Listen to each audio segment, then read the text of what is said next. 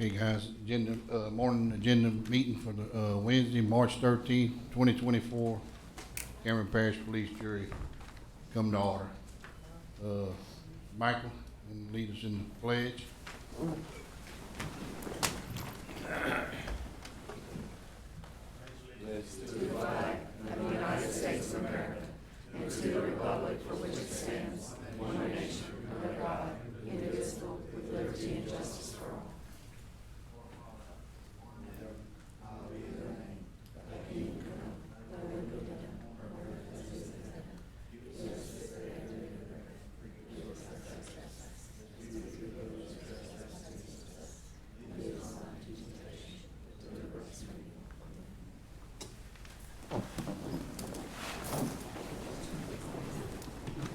Right,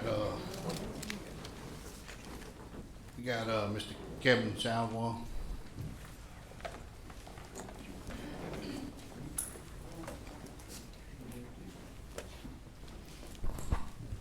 Good morning.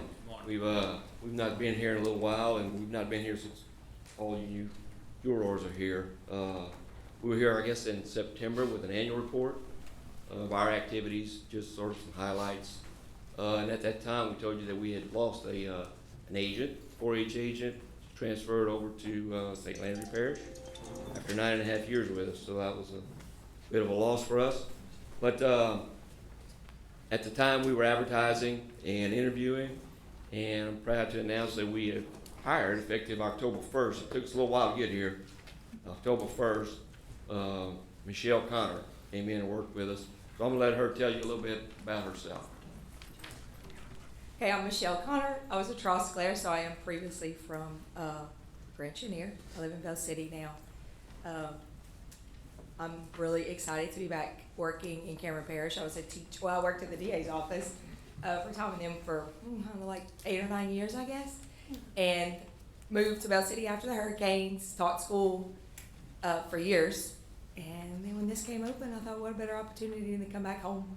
So I really am excited to be back. Our clubs are growing tremendously, and we are having a great time. I'm enjoying bringing kids back into the leadership and traveling with them, going to the schools, seeing a lot of kids that I hadn't seen in a long time. So if y'all have any questions for me, I'll be happy to answer them. But that's just a little history about me. Thank you. You're welcome. Thank you, ma'am. Thank you, ma'am. Thank you all.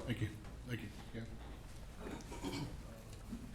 Keela Fontenot, thinking with, Acadiana Watershed.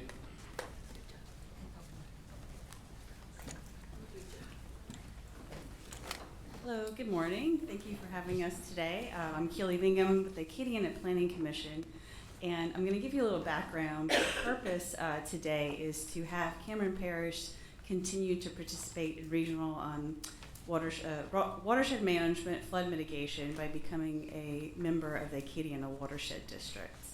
I'll give you a little background information. So after the 2016 floods, as we were all affected by them, there was a grant from HUD. It was $1.2 billion that was distributed through the Louisiana State Office of Community Development. Former Governor John Bell Edwards, by executive order, created Louisiana Watershed Initiative. Divide the state into 9 watershed regions. Cameron is in LWI Region 5, which we represent. I'm the watershed coordinator, and also LWI Region 4. So there was projects, which part of this budget, of course. There was round 1 projects, there was a design support program, and round 2 projects. There was originally round 3 projects, but there was an amendment, and so there's no more round 3 projects for LWI. But the purpose is to create a behavioral change to look at regional watershed management, to have parishes speak to neighboring parishes and how their projects can affect each other and how they can work together for flood mitigation. So we had a steering committee. Each region has a steering committee, and LWI Region 5 steering committee, which we had a representative from Cameron Parish. We had Mr. Scooter Trust-Clare representing Cameron Parish in our steering committee. Went through different exercises. We came up with a governance recommendation. There is models in the works, not the steering committee, but the state is doing watershed models for each region. Like I said, the projects and also this capacity building grant that we're trying to coordinate regions to work together. So our first meeting was in the fall of 2019, so it's been a little while that we've been working as a steering committee. But again, LWI is by executive order, and we had a lot of momentum in Region 5. And so we decided to go ahead and try to pass legislation last year. The state, Louisiana Watershed Initiative, Office of Community Development did try to pass legislation to enable their watershed council, which is made up of 5 state agencies, but that failed twice. Maybe just because it was a top-down approach. But legislators, we got our legislation passed. It's a more get grassroots. The regions, the parishes wanted this in our region. So for Senate Bill 102, which was sponsored by Senator Fred Mills last year, has become Act 323. Former governor signed it, and now we have the Acadiana Watershed District. It is the same boundaries as LWI Region 5. It's the same parishes, so we're not changing anything of that. We're just, I say we're legal now. Acadiana Watershed District is a political subdivision of the state. So what we have been going to each of our 16 parishes to present, as we had a lot of newly elected officials, to present about the Acadiana Watershed District, and the goal is to sign a resolution that each parish will be a participant and acknowledge Acadiana Planning Commission as the fiscal agent and administrator.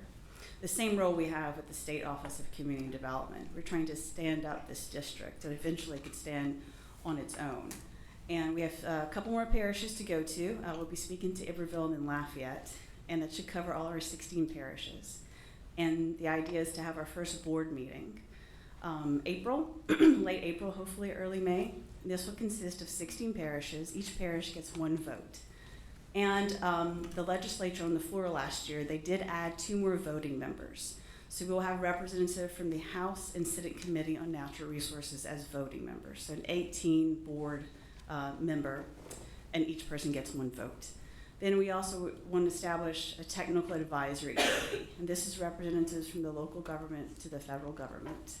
They are non-voting members, but we'll have members from DOTD, CPRA, Corps of Engineers, Soil and Water Conservation District, and a representative for a municipality that has 30,000 population or less, or 30,000 population or more.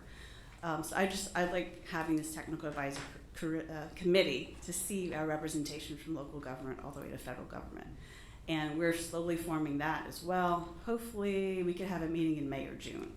So once we basically get all the parishes to sign a resolution saying they want to continue their participation and become a member of the Acadiana Watershed District, then we can have our first board meeting where president, vice president, and secretary treasurer will be elected.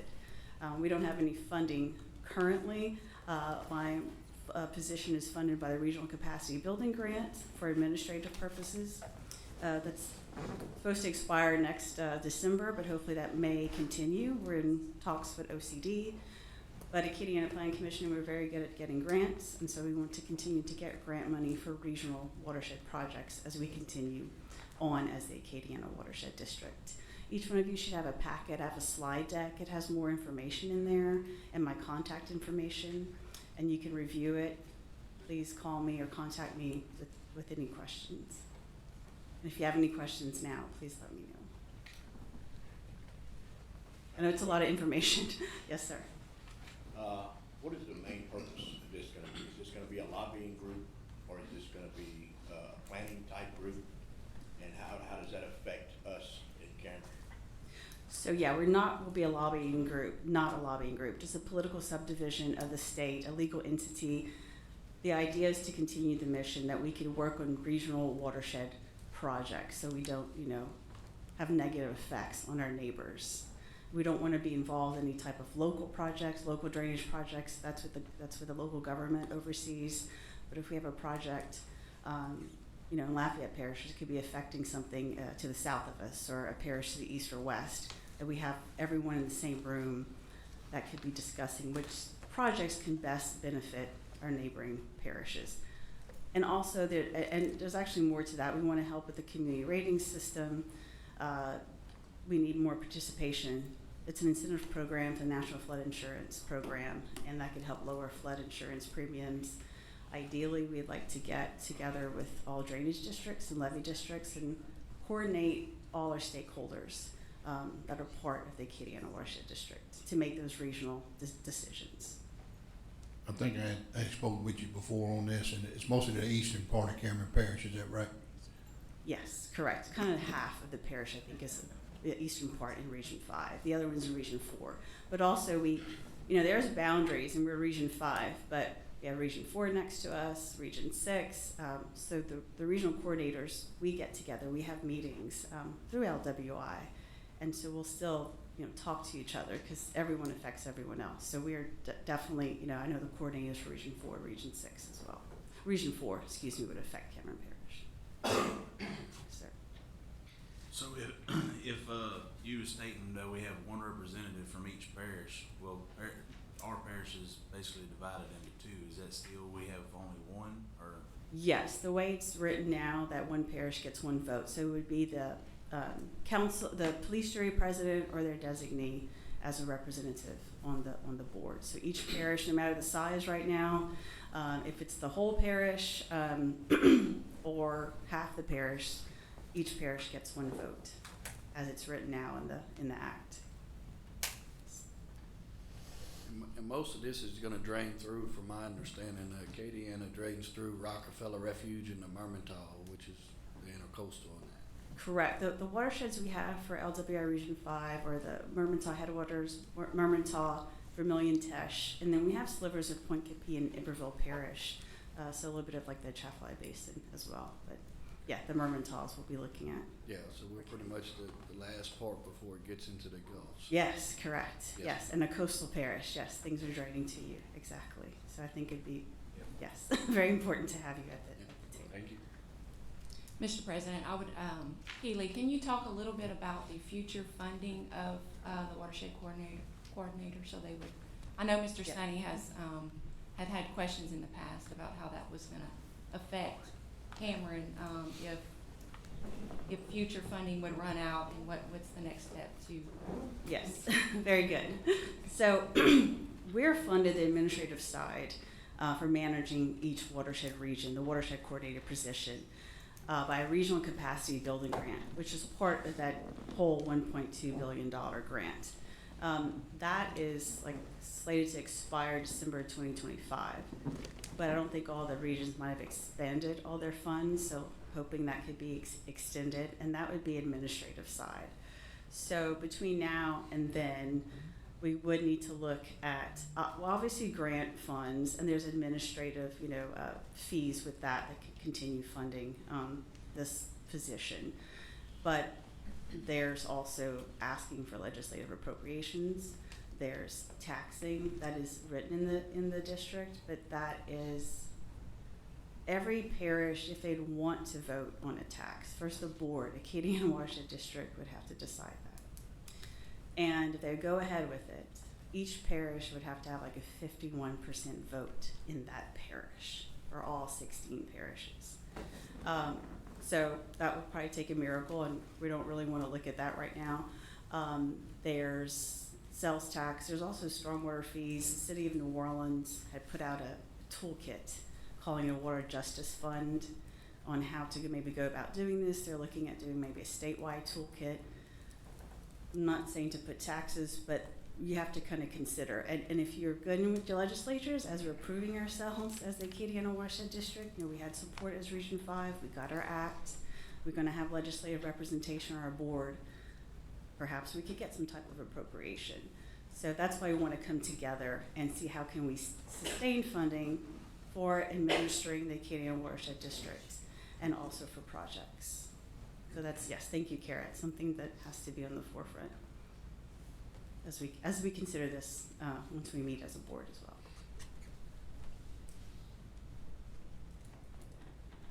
Any other questions? Gary, you have anything else to say?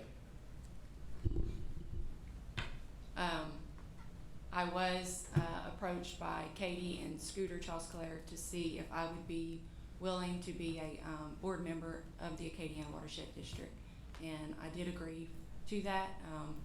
And it's important, I feel, that being we're at the bottom of the map, we need to be at the table. We need to be listening to all these other parishes. As she stated, there's 16 parishes. That's big, and we need to be at the table to making sure their projects aren't affecting our watersheds. So I think it is a good thing to be a part of. I just really wanted to get the funding, securing the funding for future if that's needed, because I know we had some questions prior. So, as she stated, it has to, if they go and want to pass a tax, it has to be passed in each parish 51%. So if it doesn't, in 4 parishes, then it doesn't pass. Correct. So if it passes in 15 parishes and not 1, it doesn't pass. And that would, again, be up to the board, but Right. hopefully that would be the last case scenario. So we have definitely other options before that. Yeah. But I appreciate Kara. I've gotten to know her these several years. We appreciate Mrs. Scooter Trosclair, Ms. Kara Bonzel, and she could be our new watershed district member. That would be great. So, appreciate it. Thank you. Thank you very much. Hey, look, if anybody wants to address the jury, then you get a green card. Okay, Anthony Eves.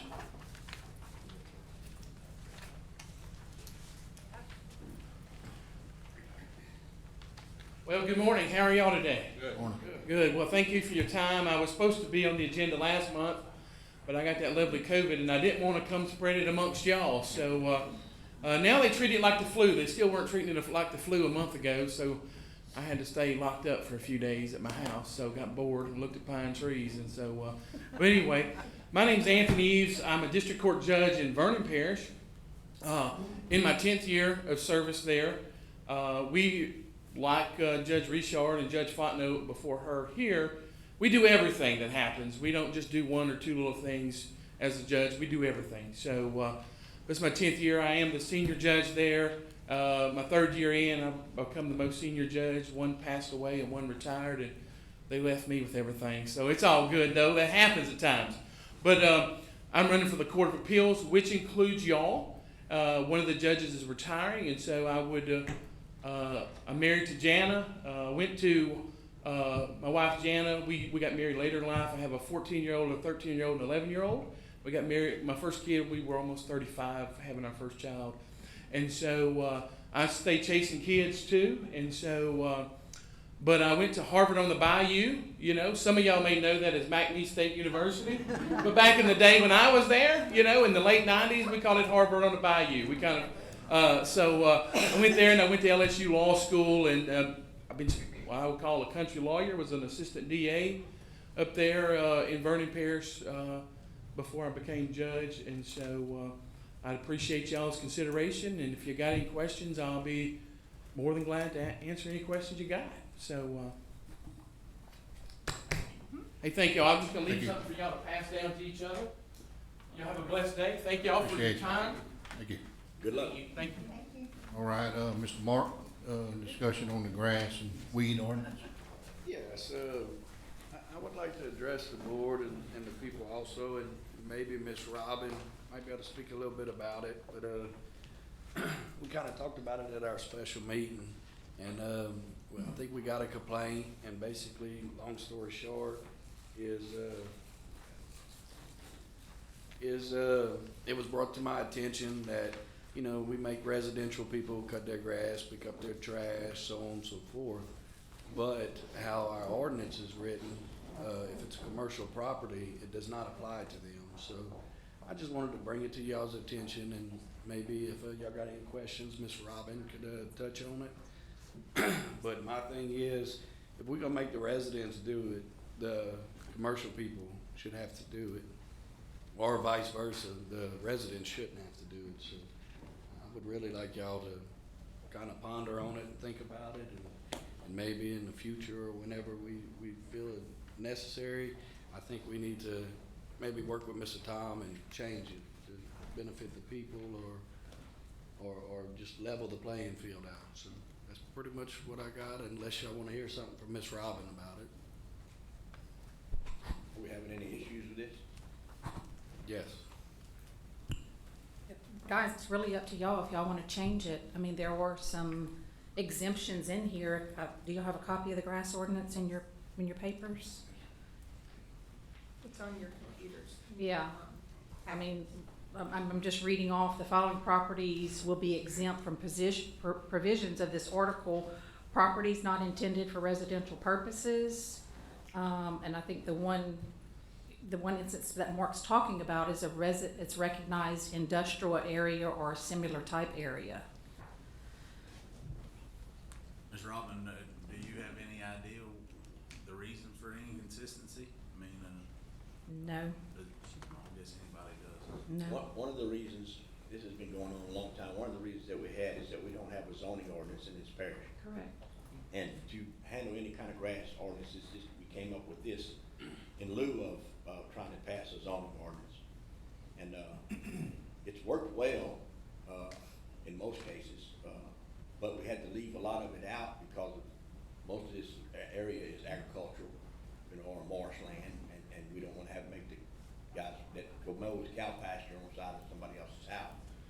But if it becomes an issue of health, where there might be rats and no telling what else living next door, and with its close proximity to the people, if they're complaining, we had them mow the grass. Now, if it needs a tweaking, that's fine, but that's why it's there, and it's in lieu of a zoning and ordinance. And I think definitely if it is, if it, meets up to a residential property, I think definitely that needs to be addressed. And, Ms. Robin, I kinda looked over it, you sent me the ordinance. It states in there agricultural property, if it's over 16 inches, it has to be mowed, but yet it contradicts itself saying if it's non-residential, they're exempt. I mean, it's kinda a catch-22 Yeah, for myself. I mean, I guess we'll just have to get with, You know, 'cause we maybe definitely get with don't want. Tom and maybe just, Yeah, we definitely don't want people's pastures and all the property, but if you own property next to somebody that's living down here, and absolutely. unfortunately with the hurricanes and stuff, a lot of people moved out, and I understand, and that's their choice, but for the people that comes back, and there's a select few, and some of these properties, I know myself, I'm grateful everybody around me, if they're not here to cut it, they allow me to cut it if I want it cut, but Right. some of these people don't allow people on their property to, not cut all of it, but get a buffer zone, cause we're having I know in Right. Creo, we're having a big issue with rats and vehicles. Right, and we're only doing these on complaints. I mean, we're not riding around looking at pastures or anything. It's only on complaints that we're looking into the complaint. That we find legitimate, and they do, Correct, it's not just, I'm gonna make somebody cut a pasture in the middle of Right. nowhere, no. yes. The ordinance does not cover commercial or industrial. Well, there's some exemptions in the ordinance, like I just stated, for the, if it says the following properties will be exempt from the provisions of this article. Properties located within a recognized industrial area, and I think this was the one, I think it kind of fit that for this area that we talked about. Is that all it reads? And similar type areas. Properties currently used for agriculture purposes, properties not intended for residential purposes, and then there's something that goes into, parish has received, official notification from the Corps of Engineers. Well, my thing of it is, if you're gonna force people to keep their residential area up, then commercial property should be kept up also. And they probably have more, means of keeping their property up than some residents that don't live here anymore. But like I said, if we're gonna push it, I don't wanna live next to a rat hole, and I'm gonna be honest with you, one of the things I saw this morning when I drove up here is the property next door. I mean, you're next to the municipalities of Cameron, and it looks with a tree down and grass growing up. I mean, that doesn't say much for the people in this area. And Ms. Robin, just roughly, not up to date as far as that, the police jury's been making people clean up their properties. Correct. Yes, and like I said, I wanna be fair across the board and bring it to y'all's attention. And, hopefully we can do something about it or add it or at a later date. And, Well, my thing with this too, we had talked about it a while back, stating that if you were gonna complain about somebody's property, then you had to tell them who it was that was complaining. Correct. I don't agree with that. Okay, I feel like if you're going to, because of the backlash of it, that's what, to me, your police jurors are here for. Call your police juror, let him verify what they're saying, and then that way, when they come to you or to the permitting office, then you know that what he's saying is correct. okay, I just don't like the idea of, because there are other people, if they don't keep up with their property, and a lot of times you'll see that they'll start blaming the other person for something. mhm, And it just, all it does is cause turmoil. I just, like I said again, I think if anybody in our districts complain or have a reason to complain, they need to get in touch with the police jurors and let them handle it. I can do that if they do I did do I did generate a complaint form, and I think it is on our website, but if somebody would just call in, I can take that complaint. Yeah, Mr. just give Johnny, it to and the just, juror of yeah. the district And I let normally him have our verify what inspector go out state there and law. verify it, but I always advise the juror in that district to let them know what's going on. Maybe we can get with Mr. Tom, cause I know if, say, something happens and we run it up the total poll, you gotta go through Mr. Tom, and maybe that's where it'll benefit to have, you know, a verbal complaint instead of anonymous. But maybe we'll keep it from the public and let the juror handle it. I could agree with Mr. Watson on that. Okay. Any other questions? Mary. Yes, sir.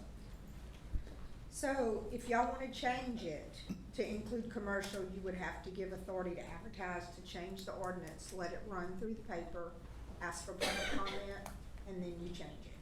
That is totally up to y'all. Can we add that to To the, the agenda? agenda? Yeah, authority to advertise to include commercial properties. Yeah.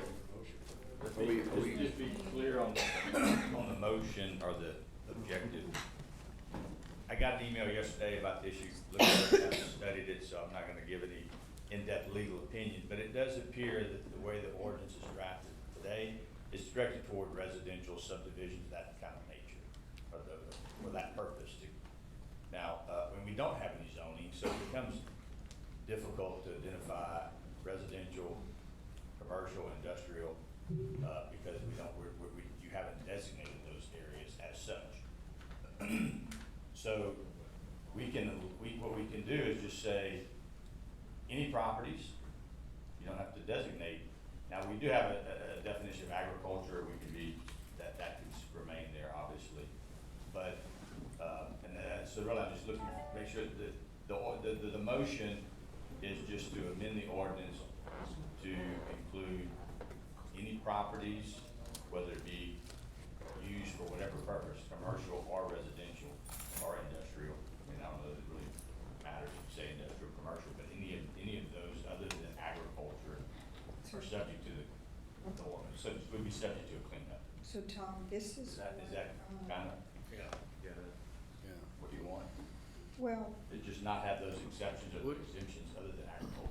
Would it be possible to put in there, cause I mean, I don't want to have to go around making everybody clean their property up that's in the middle of nowhere cause somebody complains. I don't think that would be right, but would it be possible if it was affecting a business, a person, place, a thing, so many feet or a radius or something? like Sure, that? so as, again, now there's some provisions that say that if the property is adjacent to recognized subdivisions, or residences, yes, so we could say if the property is adjacent to a established business, home, or whatever, I mean. Just say adjacent, say if you was living on a street, and it's the property directly across the street, which is basically, I would call it Within adjacent. vicinity, yeah, technically it's not adjacent. but- Yes, but so- we can I would draft like to it see so it that not it's. adjacent per se. So the property, the subject property at issue would have to be, near, and we would define how near, how far to a residential or commercial establishment. And again, I think that's the objective of Yes. your ordinance, is to, if somebody's property is causing adverse consequences to the neighbor, whether it be commercial or residential, you want that property cleaned up for that reason, and it all has health, rodents, those kind of things, so. All right, we'll get started, and we'll leave some blanks, you know, when we talk about how far close the property needs to be to a residence or business. We'll fix it up. yeah, because Yeah,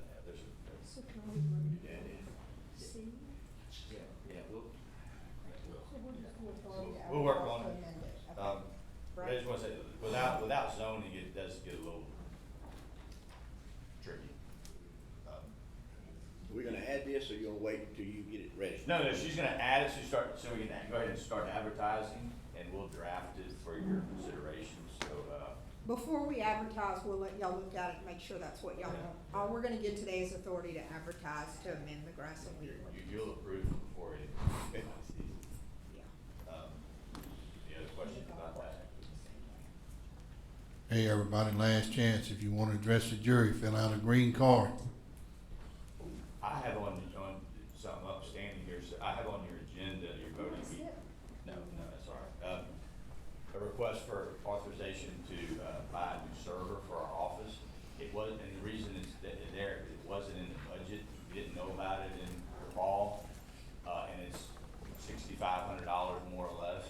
We were contacted in December, by Computer One, who is the police jury's, computer expert, so to speak. That our server is no longer, the software is no longer, serviced by that company. So, I mean, if something goes wrong, we're in bad shape.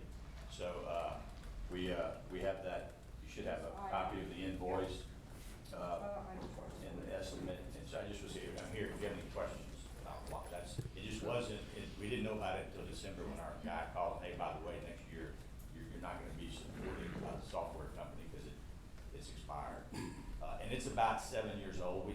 And that's what I asked them, so it's about every 6 or 7 years it has to be replaced, and it's been 6 or 7 years. So it expires, next year? Or? This year, no, it's operating and it's fine, but if something goes wrong, we've got no support to fix this. I mean, basically, if something goes wrong with the software, we have.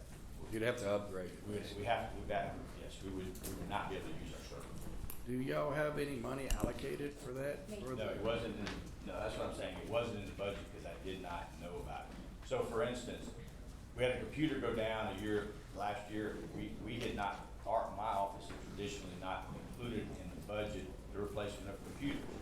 So in the budget for 2024, there's a provision for like two computers, so that, and we'll continue, so every year we'll get two new, so that every 4 years or so, everybody's getting a new computer. So I think the industry says after 3 or 4 years, you need to replace your computer. And before, we weren't doing that, but that was in the budget, because we knew that we needed to include that going forward. The server, we didn't have any idea until the budgets were adopted, and we're into December of 2023, and I get this email saying, hey, by the way, your server is gonna be unsupported next year, and so here I am saying I need a server. In fact, I've already ordered it. I have fun. I paid for it. You just reimburse me. You decide not to reimburse me, I'm paying the server. I can't live with the chance that it goes down. I think I'm asking for reimbursement. Yeah, so the It wasn't in the budget because we didn't know about it. It wasn't in the budget, but your money allocated to the DA's office, we have money to pay for that, or? No, it's not in the budget. It's not in the budget, but you're allocated to my budget for the 2024. That's why I have to come to you now. Now, do you have the money to buy a $6,500 server? That would be your accounting department. I'm sure you do. But no, it's not in my budget. Because again, I didn't know until after the budget. Ms. Kayla, being it's under, I think you got approval to write a check for X amount of money to held up to a certain thing, and I think this falls under that category. Being it's working, I would say if it goes down, maybe then we could maybe send some money over to you or something. Well, that's it. Yeah, I'm asking for you. I said, I've ordered it. I'm gonna pay for it.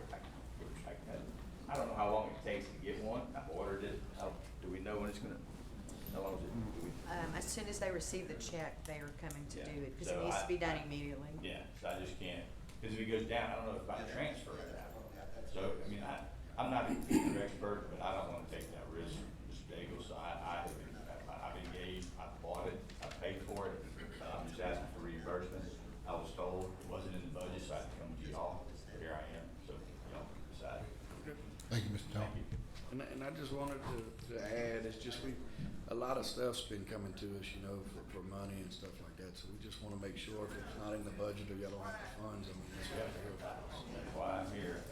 I would have included had I known, anyway, so. Thank you, Mr. Chairman. Thank you.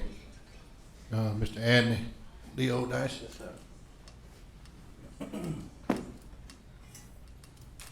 I'm here today because we have a big problem in Cameron with the. Hey, Mr. Leo, can you get over here, please? Yes, sir.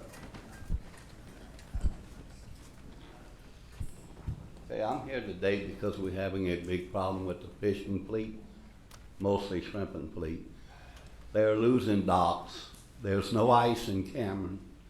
My brothers are driving to Showman to get ice for the shrimp boats and bring the shrimp. And you know, it's real hard to try to fish and then drive 200 miles to get ice and unload your shrimp. And the factories up there are paying hardly anything, so they have to peddle half of them to be able to make ends meet. So we need to address some of these problems. Mr. Leo, I believe you contacted me yesterday. Yes, sir. I let Mr. Sonny know this morning and kind of fill him in because it's in his district. But I went ahead and took time out this morning. I went and talked to Mr. Joe and a few other shrimpers at the dock at the Roy Bailey Rock Yard this morning, me and Mr. Fuel. And they're saying they can't get shrimp, but a couple fishermen that fishes red snappers getting ice out of there. And I spoke with Miss Kim. I think maybe Miss Kim could elaborate on it.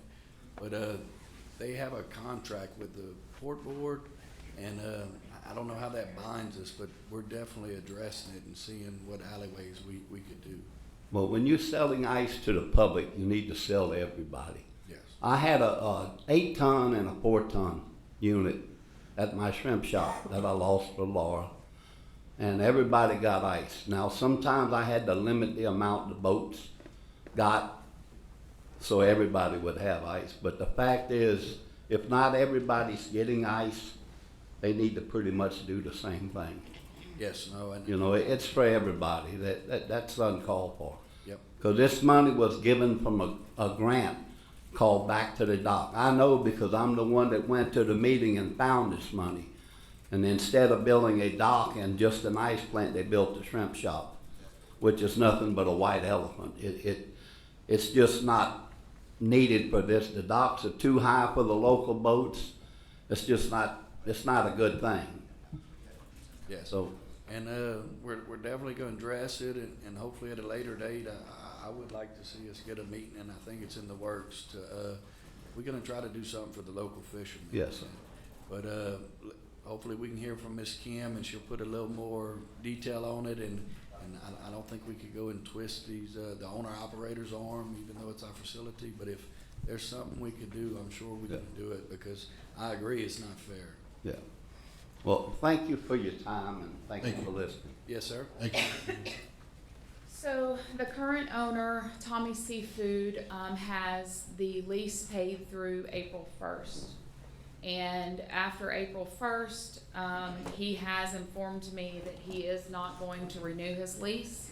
So what he's doing right now, to my knowledge, from Kay and Terry Piku, who ran the shop for him because he is in New Orleans, they are personally paying the electric bill for the ice, and she reported, I think for 1 month, December to the middle of January, she reported at our February meeting her electric bill for the ice machine, and it only ran half of the time, and it was only one of them running, was $1,000 a month.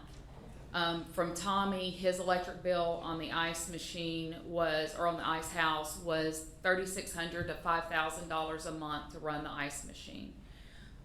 Right now, he is not buying shrimp, and he is allowing Kay and Terry to run the ice machine because they buy snapper from whoever it was you talked to this morning. I know Danny Shea, I don't know the other one. So I don't know that out of their own pocket we can force them to. In the future, say the next, and I know that's the port's decision, and we respect that, but just for this very incident, and we run into it, is there anything we could put in the next contract to make sure that, hey, you can't do for one and not the rest? Because, you know, at the end of the day, we gotta Absolutely. we gotta answer, and take the heat for them picking and choosing or just buying one thing or the other. And that would be something definitely to think about in the next contract. I know all Tommy Seafood did was buy shrimp here, and that doesn't cover what that facility, of course, I wasn't here when all of that went on, but going forward, we can look at making those changes to anybody that we have come in and operate the facility, or just the ice house, or however we decide to do it. Yes, ma'am. And while you're up here, Ms. Kim, I know I spoke with you about it. I learned a lot when I went and spoke with you on some of this. And talking with a few of the jurors, they're not too familiar with this shrimp shop. Can you fill them in and let them know who owns the property, the shop? Okay, Newt Henry owns, or the Henry family that Newt represents, owns the property. It's leased yearly by the operator of the facility. Check comes through us, then goes directly to them. We make nothing on the lease. The lease was written originally where the operator owner would run the facility for the first 5 years, and he would only have to pay the utilities and the lease. The parish doesn't make any money on it. The port doesn't make any money on it. There's no tax to run it. There's a $150,000 insurance policy on it for flood and wind, correct? And that's been paid yearly by the police jury. And The premium.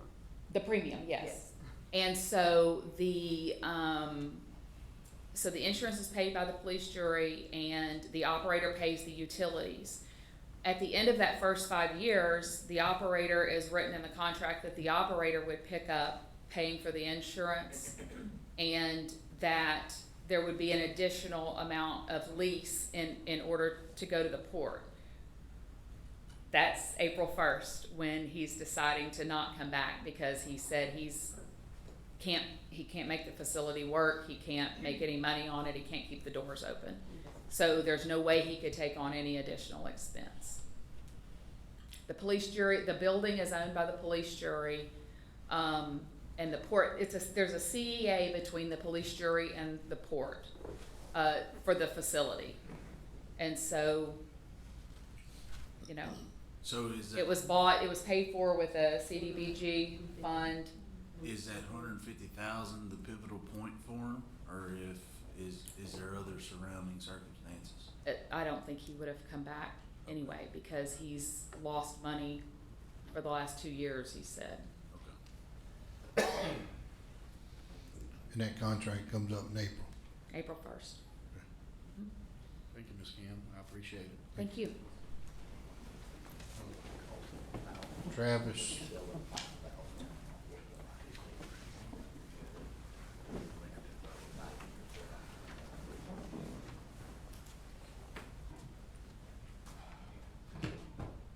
On the same subject. Just bear with me. Okay. My name is Travis Dordor, commercial fisherman / founder of Fish, fishermen involved in sustaining our heritage. With a simple mission to help commercial fishermen registered with the state, Fish has had over 200 fishermen and families at our first gathering.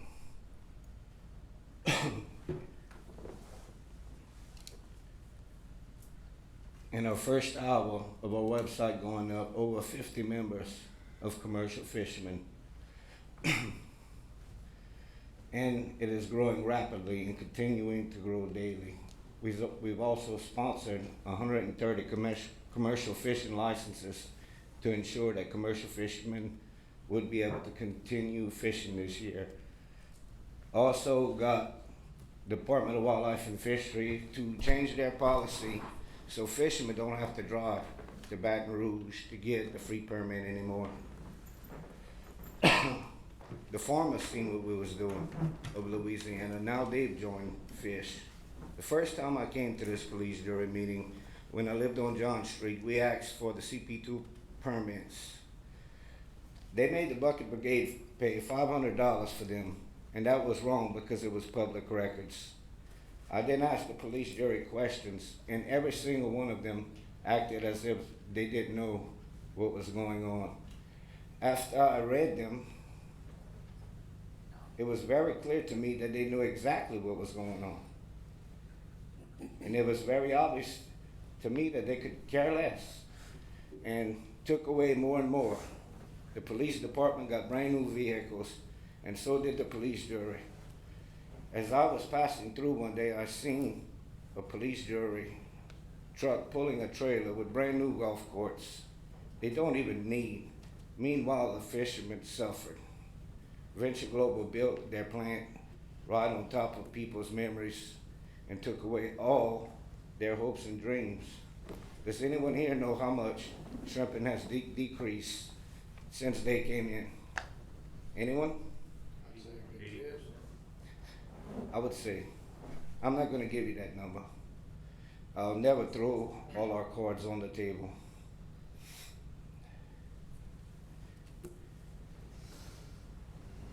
We sat and watched all of these things unfold right before our very eyes, and the police jury watched as we starved to death. The police jury and wildlife took away watching the fishermen struggle until now. That raises the question, why now? Why after all this time of watching the struggle and starve would Venture Global or the police jury want to build a shop and get ice machines to help the fishermen?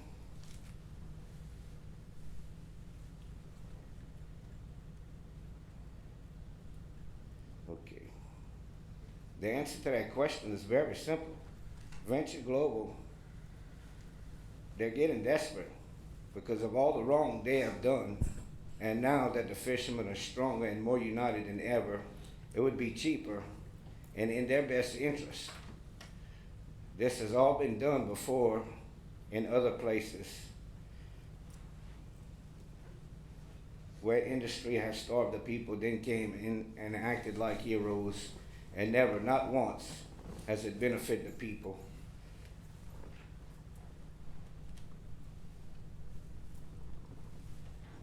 Let's see. So let's entertain the idea of a new shop and docks, etc. First question that comes to mind is, who will be running it? Second question is, where will our shrimp be going? Who will be selling it? What would be the price? You know, every decision comes with a price. Everyone. And we know this by the way they bought the land. They went after the old people first. We've seen that. Look what they told Raleigh. They told Raleigh, if you don't sell it to us, we'll take it. And then, you know, that's just unacceptable. That was mean, that was cruel. You just don't do that. Hey, Mr. Travis, I know the shrimp price nationally, you know, is I get it. probably the worst thing for the commercial fishermen. What can be done to raise the shrimp prices? I get it. Well, let me finish. Okay. Now we know this because of how they bought the land, going after first, okay, telling them that they would take the second offer because there would not be a third. I've tested that theory myself. That wasn't true. That wasn't true. I fought with them for 2 years while everybody stood and watched. And I made it out, but a lot of people didn't. But I am fishing in Cameron. No matter which way this goes, fish will continue to support our fishermen. I will continue buying license. I will keep building us back up, even if I get no help from anyone. With this being said, shame on the parish. Fact of the matter is, Fish House does no good if there's no seafood to buy. With that being said, sacrificing the shrimping industry for the petrochemical industry just didn't work for the fishermen. You know, they've given us a death sentence that we do not deserve. Look around. Fishermen used to walk with their heads held high, and look at us now. And now it's time to clean up the mess that everybody made when they decided that they were gonna sacrifice the fishermen, and that's what I intend to do. I mean, the thing about the pause was, yeah, they paused CP1. Do y'all realize the damages that the big ships are doing to boats on a daily basis? I mean, there's a lot of things that y'all may or may not be aware of. I mean, last time I was here, the first time I was here, I asked questions, and all the police jury that was sitting right here acted like they didn't know what was going on. And after I read the CP2 permits, it was very clear that they knew exactly what was going on. What did we do to deserve this? No matter what, I'm gonna rebuild it even if I gotta do it alone. I hope Venture Global gets the fishermen the best fish house money can buy, because they certainly did it for everybody but us. They didn't help us one bit. And they need to compensate the fishermen, every single one, for the damages done. You know, I hope y'all find out how much the fishing has decreased in the first year of operation with this thing. But like I said, I won't throw all my cards on the table because I continue to fight with them. Hey, Mr. Travis, before you go, I've been doing a lot of research and listening to people, and for myself, I could speak, and I think I'd like to speak for a lot of us jurors, including Mr. Sonny too. We come in here with a new agenda. We're here for the people. And getting to know Mr. Sonny, a lot of people say he's the old juryman. Talking with him, he's no different than none of us. I truly believe Mr. Sonny is here to do the right thing, just to shed light on everybody up here. So what I'm gonna say is I'm looking to do anything for the fishermen.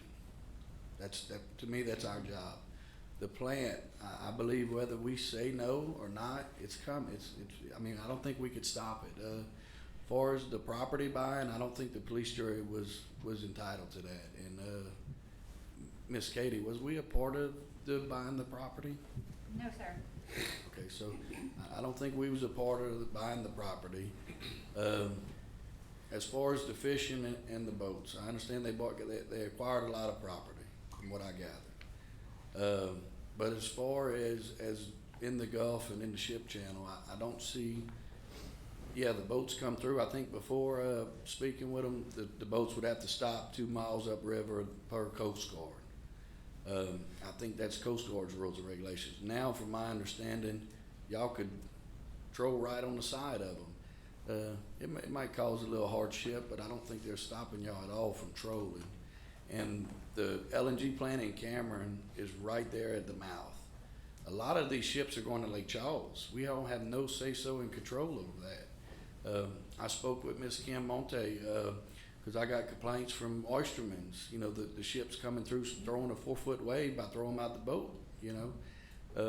I think we're looking at future projects. It takes time, but they're going to hopefully build levees to stop that. But most of all, I think a lot of the ships and the waves and stuff, that's out of the police jury's control. I mean, I think they're obeying the maritime laws or whatever.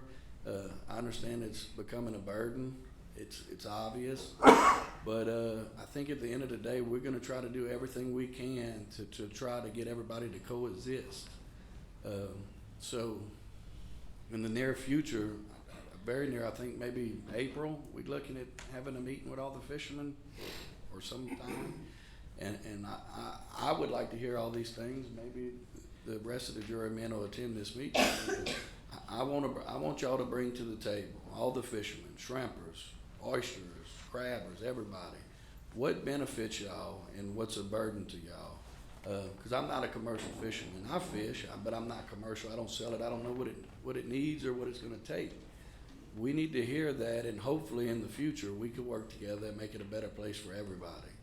And that's my goal, and I'm sure we all probably going to share the same goal on that.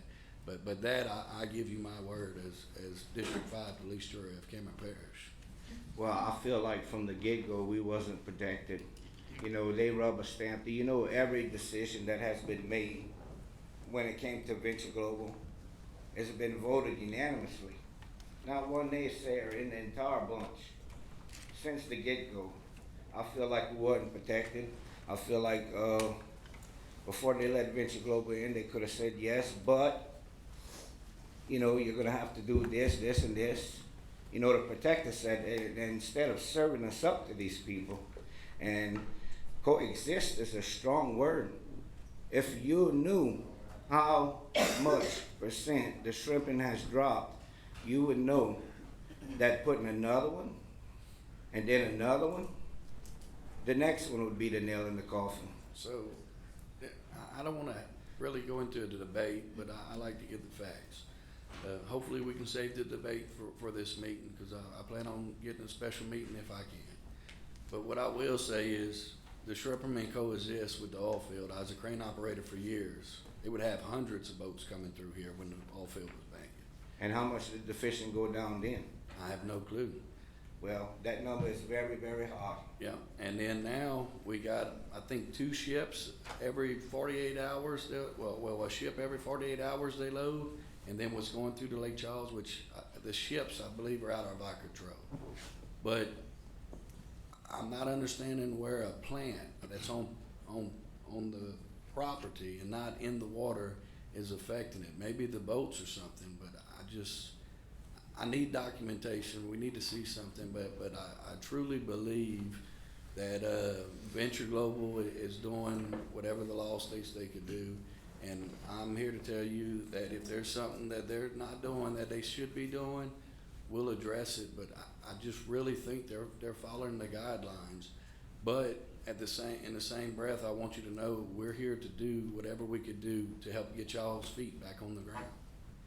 So I hope in the very near future we could work together and sort this out. Well, I'm willing to collaborate, you know, through my organization, but the fishermen can speak for themselves.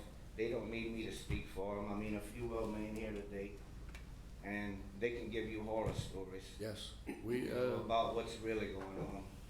And like I said, I already got in the works with Miss Katie. We don't have a date, but I'm pushing for the very near future.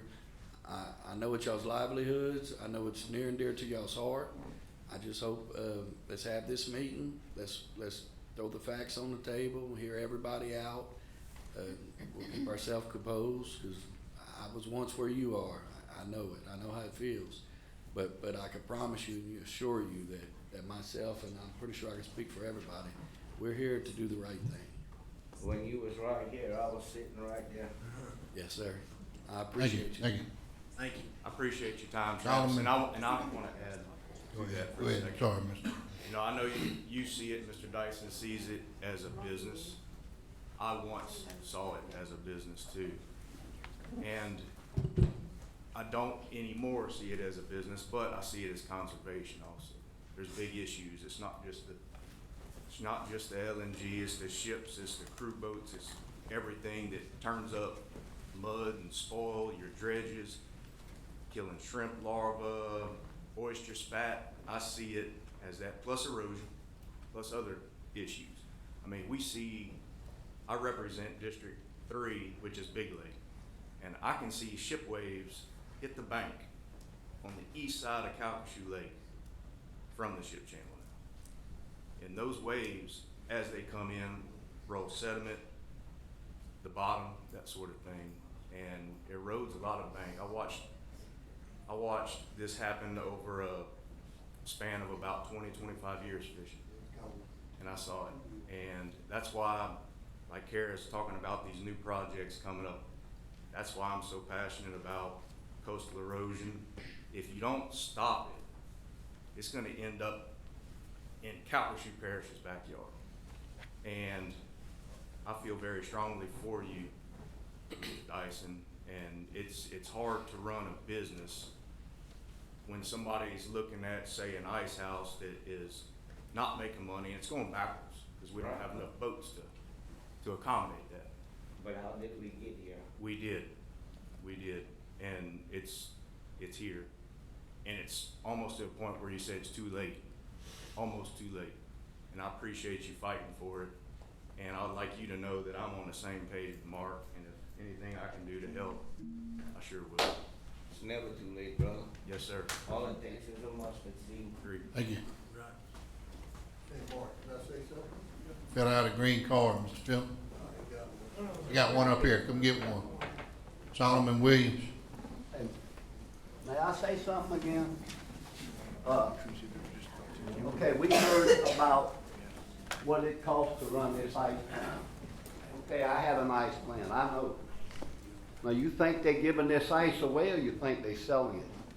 It costs $1,000 a month. That's true, but you're selling about $5,000 a month product.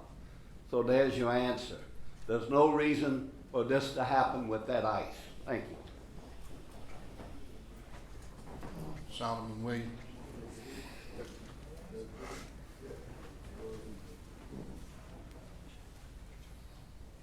My name is Solomon Williams, and I'm part of the fish group.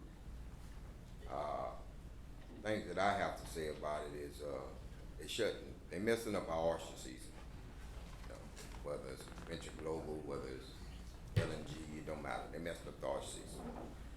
Now, people like that, that's my dad, up and back there.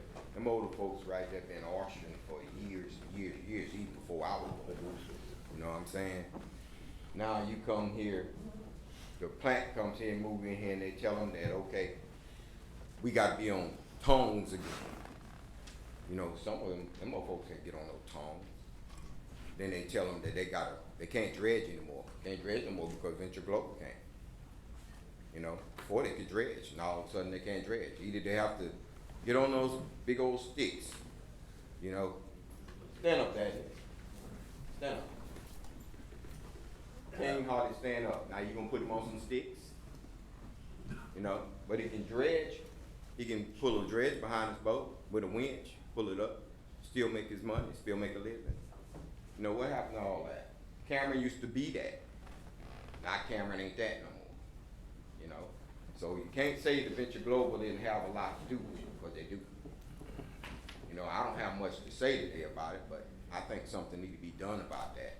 And I don't think they have to have a right to tell somebody, oh, we're gonna put you back on the sticks because you mad because we try to keep going on harsh. Is this coming from Venture Global, or is it coming from Wildlife and It's Fisheries? coming from Wildlife and Fisheries, but it's still part of Venture Global. Everything that goes on in that water is because a lot of that plant. I can't speak directly for Wildlife and Fisheries, but I worked at Rockefeller for some time. And nothing that I saw in my 4 years of working there was anything that they added in the regulation has to do with any oil field or anything. Everything they solely do or base anything on comes from research and development and stuff like that.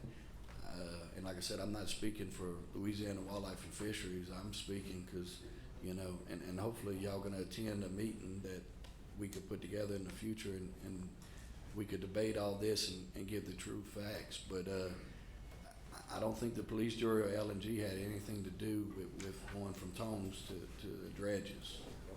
But you know, we're here to listen and we're here to help. So Just like the little grant that they gave for the fishermen, the Wildlife and Fisheries gave them, had you fill out all that paperwork and say they're supposed to give this to the fishermen and all that. Ain't nobody got that.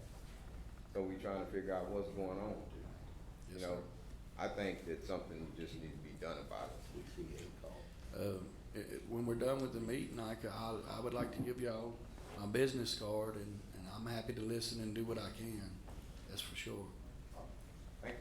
Thank you, Mr. Solomon.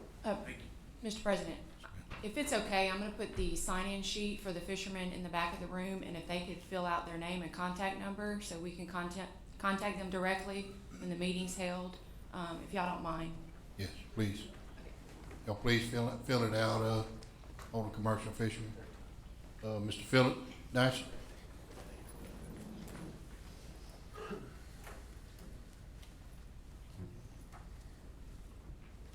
I've been a proud fisherman for 50 years in this community, half a century.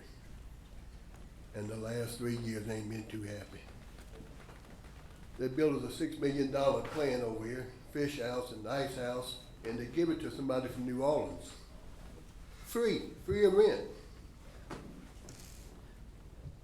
What he does, he comes down here when Hurricane Laura comes and he steals all our pilling all our pilling machines out of this, grading machines out of this plant. He loads 18-wheeler up, seen them with my eyes, my 2 eyes, I seen him, watched them. Load, I don't know how many vats, blue vats, insulated vats, and he hauled all that to New Orleans. They should have given it to the local fishermen, not the shrimpers, the crappers, the oyster fishermen, and the snapper fishermen. Give this plant to them. It's built for us. And let's have it. You give it to a guy from New Orleans for 3 years, and we got nothing out of it. I'm the one to come up here, and I raised so much hell for a year and a half before they bought a shrimp there. I ain't sold a shrimp there since November. Every year in November, you throw the towel in.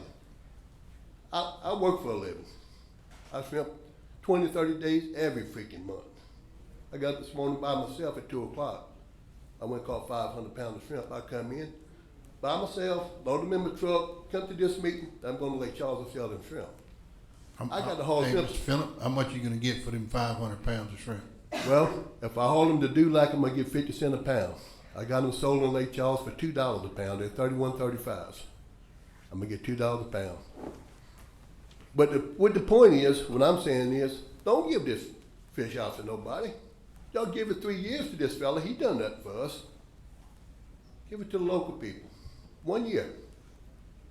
Give it to us 1 year. If it don't work, y'all take it from us. Y'all let somebody else have it. Give us a chance. I mean, at least y'all can do. I mean, it's our shop. I mean, FEMA bought it for us. I mean, we're a dying breed. I got to haul, we haul 4 to 5, 6,000, 7,000 pounds every 2 days on the freaking road, me and my son. We got to haul to do like 9.5 to 10 hours. You know what happens when you go down the road and you got 5,000 pounds on the trailer and you have a blowout on a single door axle trailer? Well, y'all probably know. You put 2-3 ton jacks on it to get one side up to get the tire off. Because you ain't rolling that trailer with 5,000 pounds of shrimp. Then you got to leave the trailer on the side of the road and take the other truck and go find a tire. If you can find one. When we own this shop right here. I mean, I'm not fussing y'all, I'm not cussing y'all, because I know y'all knew, I know Mr. Sonny, I know all of y'all, good people. We are too. We want to give us a chance. That's all we asking. I talked to a lot of the fishermen, they said, why don't you go talk to them? I said, no, we all need to come talk to you. Because we're a community, and they should buy Mr. Sullivan's oysters. You ought to buy everybody's oysters. You ought to buy my shrimp, your crabs, whoever. Maybe I'm wrong, but that's the way I feel. Give us 1 year with this shop. I promise you, it's gonna be better than that guy from New Orleans running it. He come over there and stole everything out of there. If that's his bobcat and forklift, don't let him have it. Tell him. You bring our stuff back, you come get your shit. Till then, you keep it. I appreciate it, and like I said, I kind of, we had a lot of irons in the fire starting out. We just started in January. But I've started this ball rolling since January, working. And that's how, because You've been talking to everybody. Joe Higgins said, I just missed you this morning. Yep. And I know you're not, I believe it's Mr. Sunday, but all of y'all, we need all of y'all. And ain't just need you need all of y'all. That's right. Give us a chance. That's all we asking for. And like I said, I'm getting a meeting together. I don't want to debate too much here now, but we're hearing you, but it's going to be a special meeting just for the fishermen. Well, we know the light bill's high. You know how much ice I buy a week? No, sir, I don't. I buy from Tad. Sometimes I buy from Terry Pico and them. In the summer months, I was buying up to $700 a week. A week. One boat. One boat. My boat's broke down. We're putting it back together too. So I'm going to have 2 boats going. So now this year it won't be 300 or 500. It's going to be double. It don't cost that much to run them ice machines, do. I mean, come on. 2 boats to keep that ice bill paid, I promise you. The problem they got when they built that ice machine, they come there and they put 2 little 3-4 ton units. When that place was built, they put 3 50-ton units. My brother probably remember. Trustway Candy Company put 350, but they had 200 boats. We don't need that. We need a couple 10-ton units. Because in the summertime, we got trouble here. I go up the road and I buy ice out this ice bin. The other night, I spent $45 to cover my shrimp with ice. How many baskets of ice I got? 7. $45. And I spend $300 to $400 twice a week buying ice from the ice dock. That's all we're saying, just give us a fair chance. I mean, that's all we're asking for. If y'all could set up a meeting with all the fishermen, maybe get a bunch of us in here. I don't wanna yell, cuss and all that. All I wanna try to solve this problem, because we're gonna have a lot of shrimp here this year, hopefully. There's nobody fishing. I've been catching off the wall of shrimp this year. And if we don't get a place where we can haul them, somebody's gonna get killed on that road. Because that's too far to be hauling that many shrimp on with a. Mr. Dyson, I just wanna echo what these two guys said. You guys support sitting behind this desk right here. And I wanna say one more thing, you know, in society, they look up here and they try to throw Mr. Sonny into a different boat because he isn't one of the new guys. But let me tell you something. I know Mr. Sonny a long time. I sat on the side of Mr. Sonny in Washington D.C. and one of his topics was the shrimp and the industry and the price and the imports of what it's doing. So I just wanna let you know, you're looking at guys that's gonna swing for you. Well, we need somebody. And you said something about community earlier. The key to community is unity. Oh, yeah. So we have to make sure that we all working together. Mark mentioned coexist. You know, there's no reason why we can't work together with industry and with commercial fishermen, and we're gonna make Cameron Parish a better place. And what gets me, one more thing, and I'm out of here. I gotta go sell shrimp. They spend all this money working on the levees, keep the marsh from erosion. We've been praying and telling them for years and years. These ships are tearing our levees up in the channel. You got all this money to fix this. Fix this. This is a problem. This is a big problem. It ain't nothing just started. It's been a problem. I follow ships all the time. I go to the shipyard at Homestead Shipyard. Calcasieu Parish, 5 mile an hour. Cameron Parish, you ain't keeping up with them. My shrimp boat runs 12 knots and they go off and leave me. When they in Cameron Parish, they do what they want. You get a late charge, you got a 5 mile an hour speed limit, or you getting a ticket. They catch you. Is a speed limit, is that something we could control in our ship channel, or is that? They told us the Cameron Police Jury got to pass the law, and the sheriff department can. There used to be a no wake zone in the Cameron River. I This is for the guarantee you ship. this is. Are you talking about in the Cameron, the loop, or are you talking about in the ship channel? channel. In the ship channel, the Coast Guard sets that, and it's done according to the size of the ship has to go, for safety, it has to go whatever speed, and they've got it set at that minimum speed that the size of the ship has to move safely, is my understanding. And the Coast Guard enforces it? And I will. You ever been to the jetties? You ever go to the jetties and watch them LNG ships come in? I've been a fisherman all my life, and I That's- watch it every day. That's the A Lake tug Charles pulled in front pilots of that this are on ship. those ships. The ship is moving 5 knots. I watch him on IDL. He got to go to my phone and I got a fishing, keeping up with the traffic. That ship's moving 5 knots. This tugboat runs to his bow, and he puts it in reverse and they throw a rope. Got a rope on the tug, and put the tug all the way inside it. So that ship, that's 20, 15 knots like you're doing in Cameron Parish, that's bull. They board them ships at 5 knots and put ropes on them. And that ship's coming in the channel.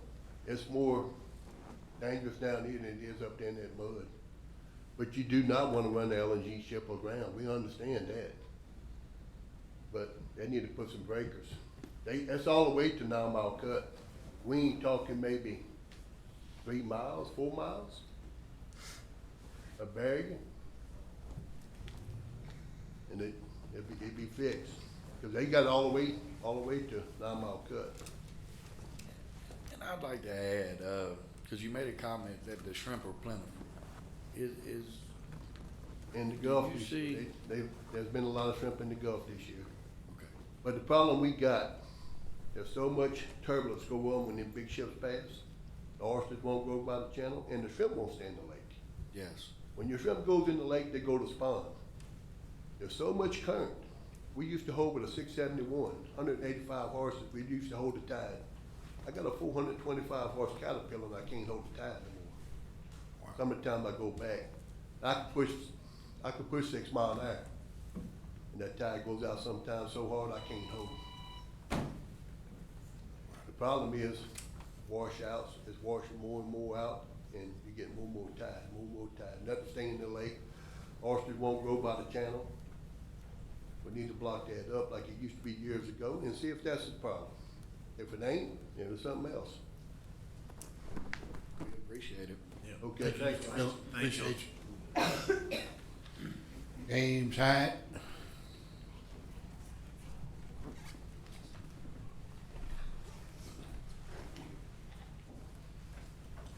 Thank y'all. My name's James Hyatt. I am from Lake Charles. And I just am appreciative of the fishermen who came in here today. What we have here is a plant that's already operating that got $184 million in tax exemptions from this parish for 2022 alone. Out of the goodness of their heart and their massive profits, they could easily fix this problem for the fishermen that live here, but they haven't, and they're not going to, because Venture Global doesn't keep their word for anything. The customers who gave them the contracts to get the money to build it have not received a drop of LNG since it started 2 years ago, over 220 cargoes. They're here. That one's here. I don't think any more is coming, okay? The sales tax that doesn't exist in this parish, that means that nobody except the people who own the RV spots and the stores and somebody who might have bought some shrimp, there was no benefit for the parish for the entire time this thing was getting constructed. And now they don't pay property tax again for 10 more years of over 180 million. That's just that one. Cameron LNG's got its own thing. And Sabine Pass. We have 3 out of the 7 operating LNG export terminals, and the people in Cameron don't look any better for it. Where is the economic prosperity? There are no jobs. There were jobs for construction that didn't benefit everybody. The permanent jobs are less than 1 refinery in Lake Charles. It didn't, and most of those jobs did not go to Cameron residents. So what we're seeing is April 1st is what we're talking about. We're talking about in 2 weeks, the shrimp shop here, who we just heard the situation that happened, where the folks of Cameron got screwed already once before, it's going to be up for who knows. Yeah, the police jury. What can the police jury do? That is the question I keep hearing. What is your ability to do? In this next meeting, you're going to approve a bunch of permits that you probably didn't read about some pipelines all across this parish. There was an executive session, or we got to hear about how we sued these oil and gas companies, but we don't know what we got for it because the people of Cameron don't know what they got for it. What could happen is coastal restoration. I hear you talk about coastal erosion. When I grew up, we used to go walk down them rocks and fish. And then there was a beautiful pier there that we could fish off. Now we have a boat launch that you can barely launch one boat off of. Out of the goodness of their hearts and the billions of dollars in profit that they've already got from this thing, Venture Global could. Cheniere could. Cameron LNG could. Stop doing PR stunts of $20,000, $1 million, huge checks, big recognition to do little things for the community. I love this unity and community. That one's here, Cameron's here, Cheniere's here. Make Cameron Parish look economically prosperous. Support the fishermen that have been here for generations. Maybe this is not for the police to do, but y'all have the power and the connections and know the people that got this done. So it's time to stand up for the fishermen in Cameron, the Cameron residents who shouldn't have to pay property tax at all because there's so much money being extracted from this parish elsewhere that does not benefit the vast majority of the folks who live here. And sorry that this derailed some of this agenda, but I love this place. I think we all love this place. And we see different ways of going forward. But we know what these storms are doing. We know we're fighting with insurance left and right. And somehow, these guys still have insurance. Somehow, they still get their profits and bring them elsewhere. And we do not see anything. It's a nice restaurant. It's a nice little market. that doesn't make up for the billions of dollars that's being taken and the livelihoods that are being compromised because of this rush. We have 3 already. What you can do is go after some more money, and maybe I won't give you. We can talk later. I would love to have that meeting. But April 1st is in 2 weeks, and that's what we're talking about. This one shop and the other shop. So we need to expeditiously get this together. Hey, Mr. Hine, are you a commercial fisherman? I'm not. I'm not. I'm a recreational fisherman. Thank you. Thank you.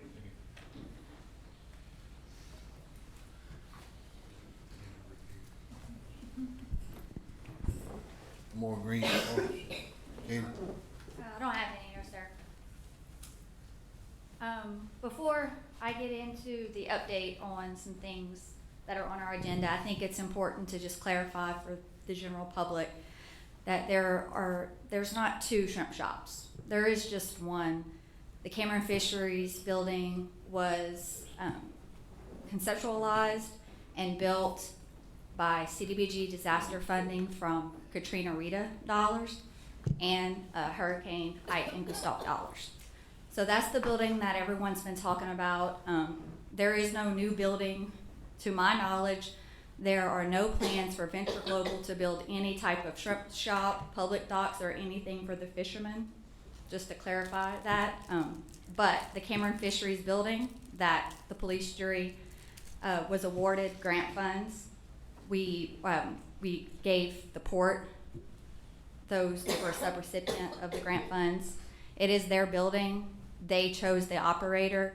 And just to give you some historical context, that was done as per federal guidelines. When you have a grant, you can't just go and award a building to someone of the general public. You have to do what they call open and competitive bids, procurement.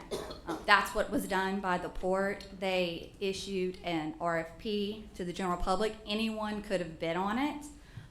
Unfortunately, the only company that was interested was Tommy Seafood, and that's why they were awarded that contract and executed the CEA. So now that they are out, April 1st, and actually to give you even more history, they weren't the first one. Before that, there was another company that came in. They terminated their contract for the same reason. They could not work. They couldn't make it work. They couldn't foresee themselves generating a profit. They asked to terminate their contract. We went out and bid it again. That's where Tommy Seafood came in. So moving forward with the port and the police jury, it is definitely something that I think the fishermen need to organize, and if they're interested in taking over this building, that's a great idea. Maybe you develop some sort of co-op, and that's how you take over ownership of the building and you run it. That's something the police jury could actually help you do. So that's just all, I think, conversations for another day. But I did want to confirm what Mr. Mark Daigle had told you, which is we have talked several times over the last week about setting a meeting date just to talk specifically about the fisherman industry in Cameron Parish and meet with the port on the future Cameron fisheries. And so we have the sign-up sheet in the back. Anyone that's listening or wants to contribute and participate in this meeting, please call our office, leave your name and your number, and when we set a date, we'll make sure that we make it available to you. We will publish it on our website. We'll also put it on Facebook. So, if we don't have any more questions about fisheries, I'll move on to... Yeah, I'd just like to thank all the fishermen Yes. for coming today. Yes, thank you. Thank y'all. Okay, so the bids for North Cameron EOC, aka Grand Lake Multipurpose Building, is on the agenda for consideration. This is a project that started 3 years ago. It's funded through capital outlay grant. And so Hurricane Laura damaged the old Grand Lake Fireman Center, which they utilized for years as their multipurpose building, their community center. So at the time that we had all the damages to the Fireman Center, the old fire station, the ambulance district was there, for those of you that could remember. There was the senior center for council on aging. It was, for lack of better terms, a hot mess in there. So what we came in, the prior jury, through planning efforts, We met with our architects, and we came up with a conceptual design to relocate our senior center for council on aging to their property, which that was done first. And so anyone that's passed by there, you could see now that Ms. Dinah Landry, she has her office and her senior center is connected under one roof on her property. We built a temporary fire station, just a garage, out of the way to serve the community in the meantime. The ambulance district decided to go purchase their own property and build their own building. So that was demolished. And so what the jury came in and decided was we need to make sure we replace the Grand Lake multipurpose building. Most communities have a community center, a multipurpose building. So that's what this building is for. Now, the North Cameron EOC project title is just us being clever with funding sources. The capital outlay doesn't fund multipurpose buildings or recreation centers. And our general fund certainly doesn't have the money available to fund a building like this alone. So we worked with our state representative, Ryan Boyack, and we came up with a building that would be allowed to be funded through capital outlay, because you could use it for an EOC, which is an emergency operations center. But then when it wasn't being utilized as an emergency operations center, it would be made available to the community free of charge to be used as their community center or multipurpose building. And so that's what this building is. This is the building that went out to bid at the end of the year, and bids came in. It's on your agenda. Our budget was $2.9 million, and it came in right at $3 million. So it's just a tad over bid, but I think we're in great shape. So this is what it looks like. The traditional building, the front door mainly faced Highway 384. This building is going to be changed a little bit. So the south side of the building, the south wall, is actually what's going to face Highway 384. And I'll show you the layout when we get to it. This is just to give you an idea of the design concepts that are included in this building. Lights, colors, flooring. This is the floor plan. And just to give you guys the big open space right here at the south side on the bottom of your screen, that is your flex space. That is your multi-purpose room. The door is right in the middle of the building. So when you walk in the door, you go into the little common area. If you go right, you get into your big multi-purpose room. It's going to look very similar to our Cameron multi-purpose room. Big open space. If you go to the left, that's where you're going to see your public bathrooms, which are required by code. We also were able to include some showers for both men and women. There's some locker space, and there is a kitchen/break room, so they'll have a full kitchen. The break room, they'll have picnic tables for people to sit and eat if they're using it. Danny's office has 2 offices in this building. One is a conference room that could be utilized during emergency operations. If we're going to call an evacuation, all of our jurors could meet in this room and have conference call capabilities and have meetings with Danny about what's best to do when it comes to calling evacuations, lifting evacuations. There's also a media room, so if we have any, our public information officer is Ashley Buller. She is the assistant OEP director under Danny. She handles all communications during emergencies, so she would have a private media room to conduct any and all interviews. I don't know if anyone can remember this, but she actually gave a really great interview on Fox News. It was really good. So that's going to be her room, her space. So in the event we call an evacuation, that's where we're meeting. That's where Danny's office is located. During recovery, that flex space can be used to house all governmental offices. So you're talking clerk of court until they're able to get back in the courthouse, DA's office, the judge's office. Everyone in this building, permitting, everyone would be in a centralized location in Grand Lake under one roof. We think it would better serve the public. If you remember, and I know people don't like to remember back to Hurricane Laura and Rita, but we always had to go and have temporary offices in Jennings. We're trying to get everything back in the parish. So hopefully we go 50 years or 100 years without a hurricane. In a perfect world, that's what we're shooting for. So that would be available. The entire building is available to the residents of Grand Lake free of charge for baby showers, weddings, banquets, whatever the community thinks they need to use it for, they could use it free of charge. They would need to put a cleaning deposit down. I think that's pretty standard across any time you lease a building, but that is it. It's going to be free of charge. Katie, I'd just like to say too, I think you clarified it, but I have gotten a lot of questions about this building, people thinking that it was a new building. But just for all the residents of the Grand Lake, Sweet Lake, Big Lake area, it is the old multi-purpose building It is. in a new fashion.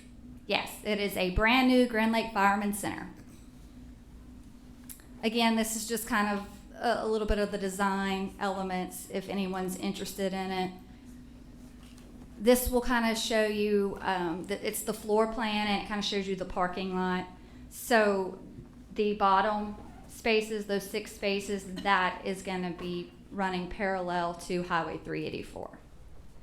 And then to the west side of the building is going to be the parking lot. And you can see the entrance is right there in the middle.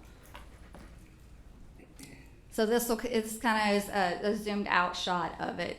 We're going to be able to have enough parking for, it's like 85 cars, I believe it is.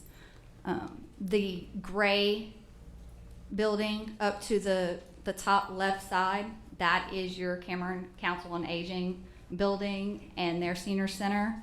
The water tower is at the very top of the screen, the little circular shape, and then the building is right there in blue.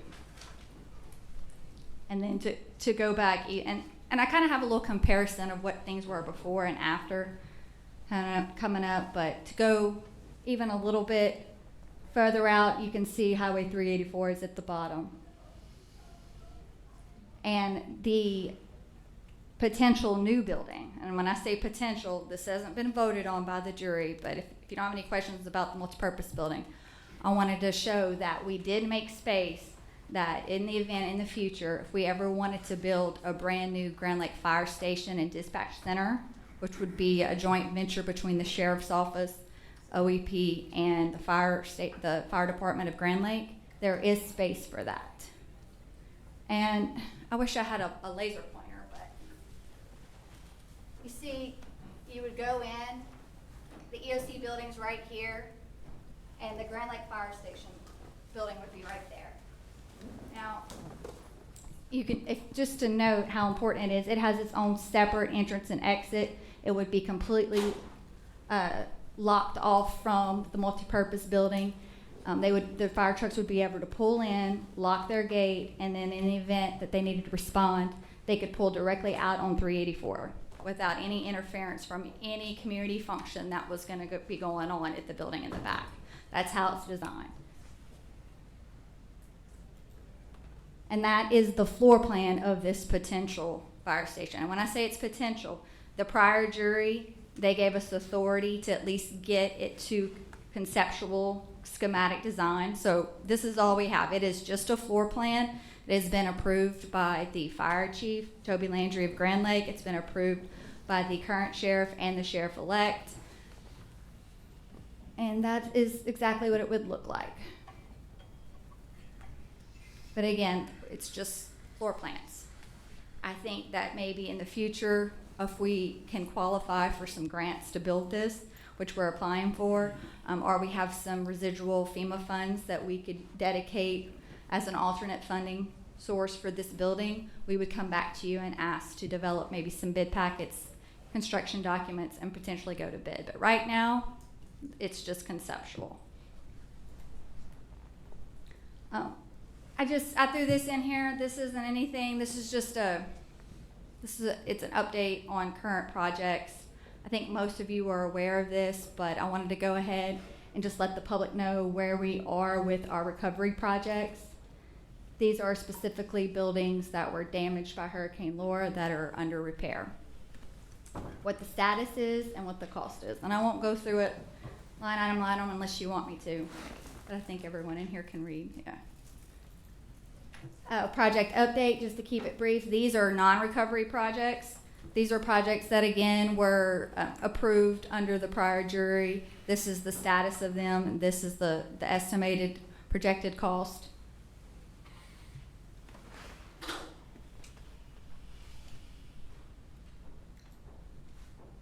And then I just have two announcements for you guys.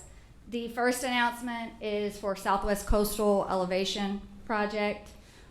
Last week, we had staff members out in the field helping the Corps staff identify potential properties.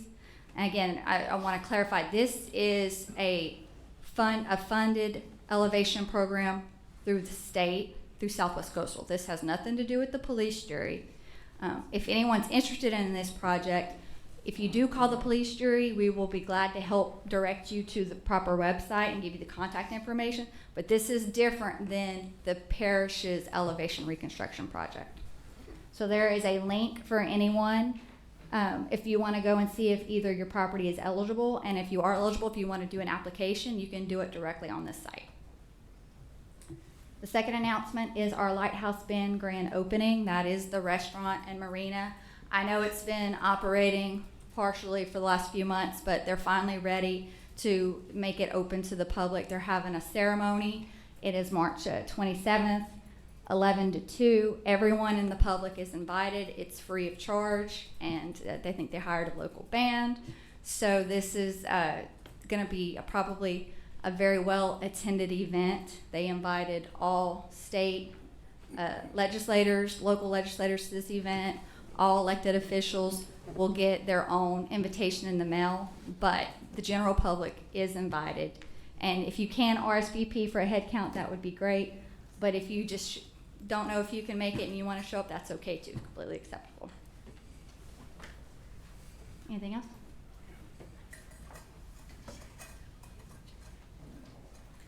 Okay, well, I think it's time to review agendas, and then we ran over our allotted time, so at the time that you adjourn, maybe 15-minute recess. President Nunes. Okay. Thank you.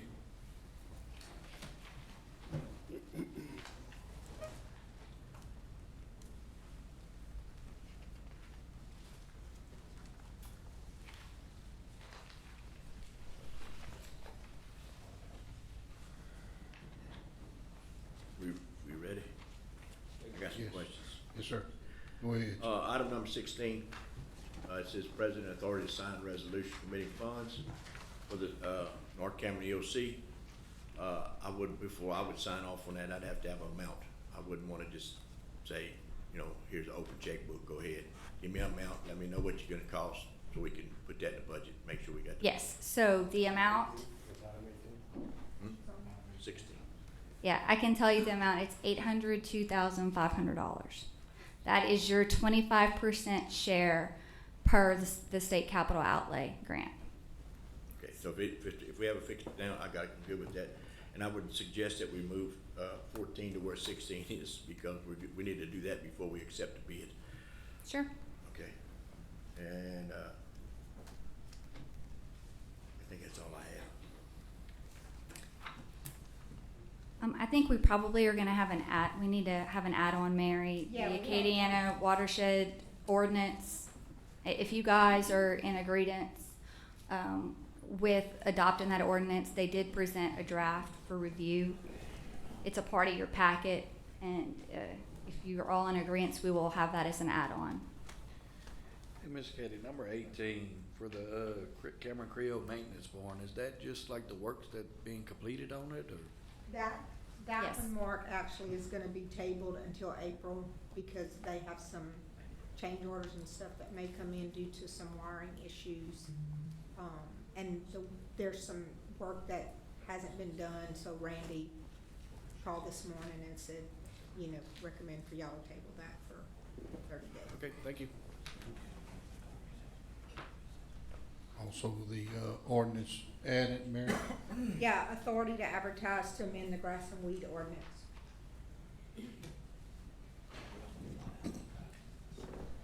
Any other issues, Mr. Sam, Mr. Johnny?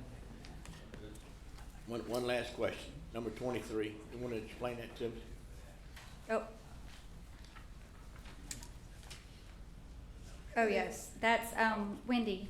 Me. Would you like to come and explain exactly what you've been working on with this? This is something that the prior jury did, but we need to renew it this year. Go ahead, Wendy. So that's for our remediation or mitigation stuff. If we have a building that's destroyed during a storm, or, and I'll give you an example. The Johnson Valley Library had a water pipe break. We did not have to put that out for bid in order to have a company come in and pull out all the insulation and the walls or any damaged material so that it wouldn't continue to get damaged. Go in there and dry it out, do all that kind of stuff. So in order for us to do that and get reimbursement from insurance and or FEMA if we had to have it like after a storm, they require us to put this out for bid to get quotes for a company to do that. We currently have 2 companies in play that work east or west side, depending on how big our projects are. And all we have to do is pick up the phone and call that person, and they're here within a 24-hour span. We've got them, and we don't have to put it out for bid at that time. Sort of like the trash pickup, like when we got to Yes. pick up the. So we had this in play a year and a half ago, and now it's coming up for rebid. So we want to continue to have it, so in case a disaster happens, we don't have to waste any time getting those quotes or those bids in, or advertising too.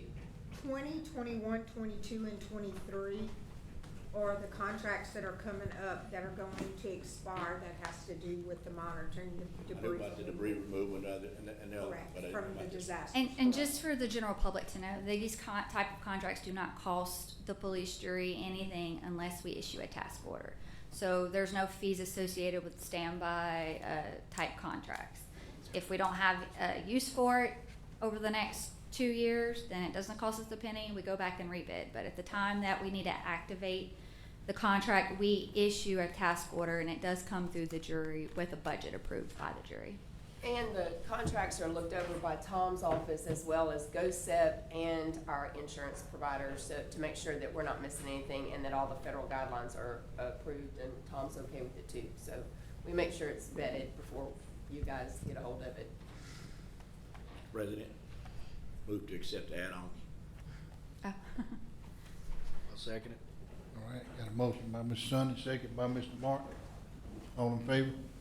Aye. Motion passed. Mr. Fuel, I did put the map for the waterworks location. I don't know if you wanted to address the jury about that. Yeah, I can share a little information. What we have is the Hackberry Waterworks is looking to put a new tank in, and they had a couple options in front of them. One being a temporary tank, come with some pretty significant cost. I think it was somewhere around the ballpark of $150-something thousand.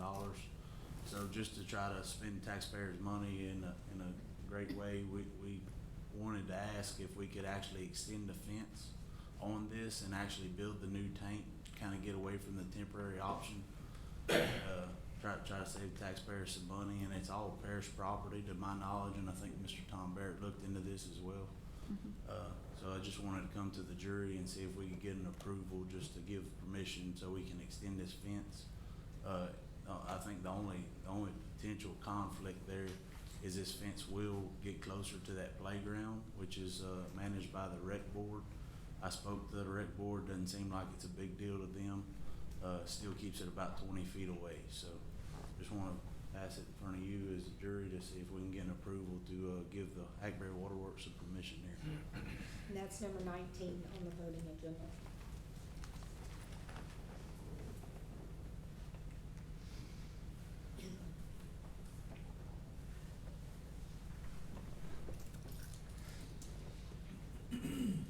Anything else? No, sir. Move to adjourn. Motion to adjourn. Second. All in favor?